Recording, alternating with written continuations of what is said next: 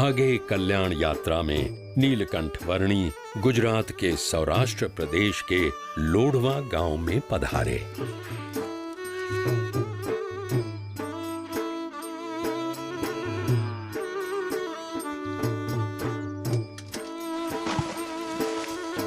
लोढ़वा गांव में सत्य की खोज में खोई हुई कोई मुमुक्षु आत्मा मानो नीलकंठ वर्णी की प्रतीक्षा में ही थी। यह लखूबाई बड़ी तपस्वी और महाज्ञानी है। पहले तो दिन रात बस ज्ञान की दुनिया में ही खोई रहती थी, पर पिछले 3 महीनों से उन्हें आपकी सेवा के सिवा कुछ सूझता नहीं है।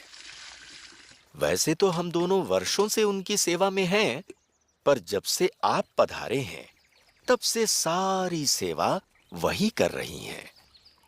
हाँ, आपके अंदर कुछ तो विशेष है कि हमारी लखुचारण जैसी महाविद्वान स्वयं उनकी प्रिय भैंसों का दूध दुहकर उसकी मलाई बनाकर उसमें शक्कर मिलाकर रोज भक्ति भाव से आपको परोसती है। सही कह रहे हो बालानंद। सत्य की खोज में मैंने जीवन खपा दिया है मेरा। कई विद्वानों ने कितनी मेहनत करके क्या क्या नहीं समझाया मुझे, पर मेरे तर्क और मेरे ज्ञान ने उनका मत मानने से मुझे रोका। परंतु नीलकंठ वर्णी को तो बस एक बार देखकर ही मानो मेरे सारे तर्क पिघलने लगे। उनकी दिव्यता ने मुझे उनके स्नेह में बांध लिया। उनकी प्रेम भरी बातों से मेरी बुद्धि की सीमाएं मिट गई। मेरा मन स्थिर होने लगा।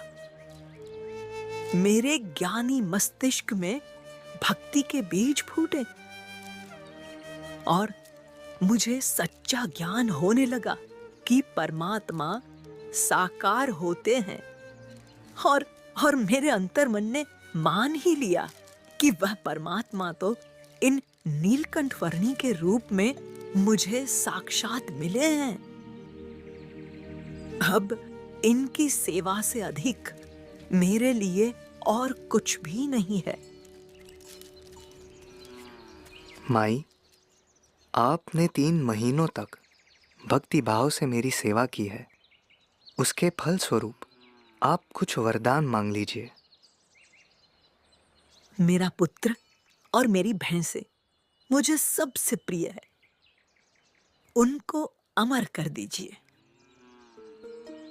फिर से मांगिए, पर कुछ और मांगिए। मेरा पुत्र और मेरी भैंसें कभी ना मरे, बस उतना ही। कुछ ऐसा मांगिए कि जो परमात्मा से मांगने लायक हो। मेरा पुत्र और मेरी भैंसें कभी ना मरे, उतना ही। बस कृपा कर दीजिए प्रभु। माई, आप इतनी बड़ी ज्ञानी हैं। आप तो समझती हैं कि सब नाशवंत है, सब मिथ्या है। तो आपका पुत्र और आपकी भैंसें नाशवंत नहीं, मिथ्या नहीं। आपका इतना सारा ज्ञान किसके लिए है?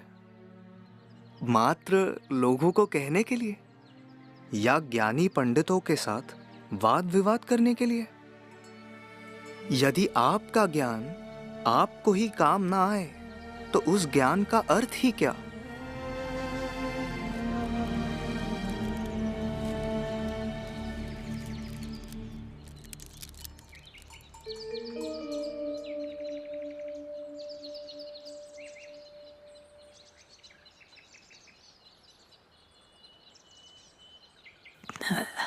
सही कह रहे हैं आप। आपने सही कहा प्रभु। मैं ही मोहांध होकर सच्चे मार्ग से भटक गई थी। भगवान, ज्ञान का सच्चा लक्ष्य आपने समझा दिया।